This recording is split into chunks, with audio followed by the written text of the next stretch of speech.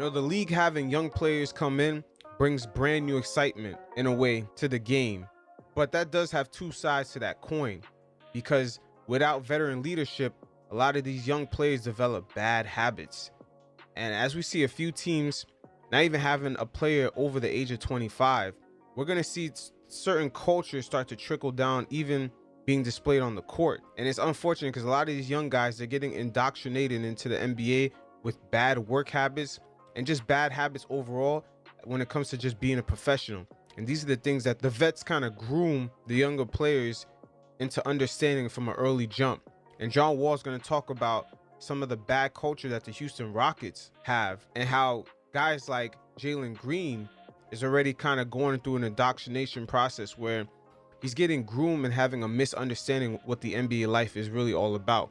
And we can see even this trickle down to other teams like the Memphis Grizzlies and Ja Morant, the going out partying, the reckless behavior. For some reason, a lot of their lack of disciplines, it gets reflected on the court. That's why they can never beat teams like Golden State. And of course, we all know what the situation that Ja Morant landed himself in. So John Wall is going to speak on his time with Houston. You guys check it out, and every once in a while, I'll check in. When you got traded to the Rockets, talk about the Rockets experience. Trash. I already know. I know. Beyond trash. Because I'm going there thinking James going to be there, you know what I mean? Once I get traded. Mm-hmm. Yeah. But he already wants out. He wants out because the Rockets owner is thinking about saving money. It's unfortunate, but the Rockets owner, I believe he bought that team on a little bit of credit from the previous owner, which is weird in itself. I thought you had to have enough money to get these teams, but they're trying to save money. It's clearly obvious. I landed. I'm like, what up? Ooh, I'm about to land. I go do my conference shit. He like, well, I'm on my way to Atlanta for Lil Baby's birthday. He talking about, you want to get on jet with me? Bitch, I just got traded here. I can't fuck up. I got to be on good terms. Like, I don't know how the owner is, the GM is. I don't know nothing. Yeah, It's new. This ain't like I'm in D.C. Am I in D.C.? I'm like, hell yeah, we out. Right. It's my show. Yeah. This ain't my show over here. Yeah, nah. So we do that. So he don't come to training camp, none of that. So, that news is all toxic. For me, I ain't playing 2 years. Right. Mom passed, Achilles, Mm-hmm. then COVID. So I'm like, I don't give a who playing, who not. I just want to hoop. I'm just trying to get on the court. That's it. So I did that. Went there, worked my ass off, played. I mean, we lost 20 in a row. We was trying to lose on purpose, tanking. Yeah. We started stunting named Justin Patton. Yeah. Mm-hmm. We started this how I started lining was, I knew like me, David Nwaba, Jay Sean Tate, Justin Patton, somebody else. I'm like, bro, who the fuck can I win a game with this shit? Yeah, nah.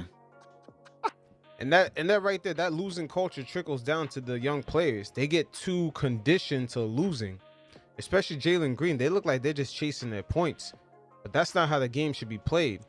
The owners don't realize they're stunting the young guys from actually achieving higher levels of success on the court. When I say success on the court, I mean just winning games. It's crazy though, but how did you? Because you the vet at that time.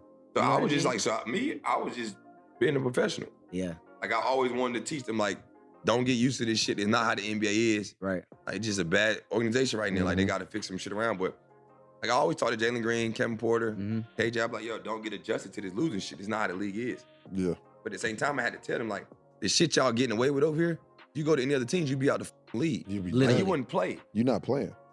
That's how it is when John Wall first came up. But nowadays, a lot of these young guys, when they first join these teams, they're instantly the face of the franchise.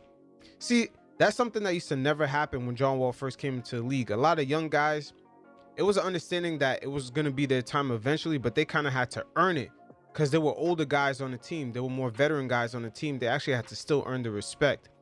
Now in the league, off rip, because of social media and, a lot of the image rules with these kids coming up through high school and AAU, they're instantly coming into the league with a fan base and already making money, and they enter into negotiations with some of these franchises to have the understanding that they're going to be the face off rip, and the franchises instantly give them the keys.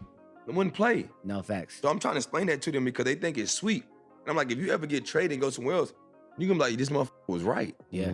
So even though they didn't want to, in my second year, they didn't want to play me at all. They're like, because they told me, like, at the end of the year, my first year, they're like, yo, we want to bring you back. We love the way you leading the team. You've been in leadership for the young guys. I'm like, I said, I don't give a about doing nothing. I said, if God put me in this place to help the young guys, that's what it is. Yeah.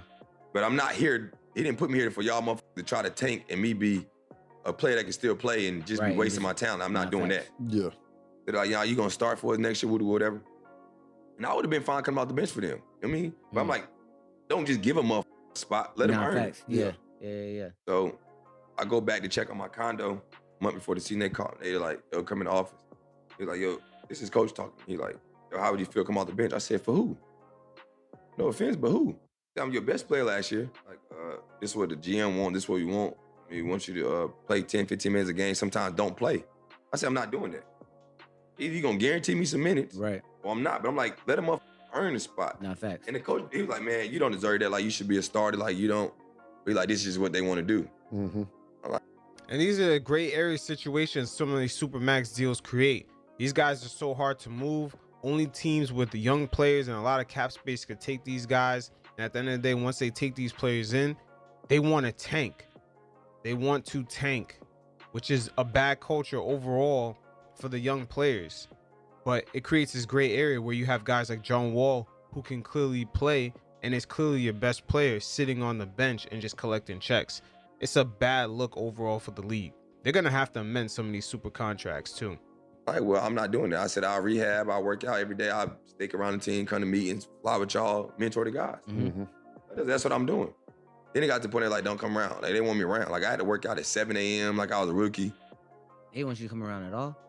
Like, I had to work out before they got there. So, like, when they would come in to practice, I'd be at home by 10. Well, I'd be back home by 10:30, chilling all day.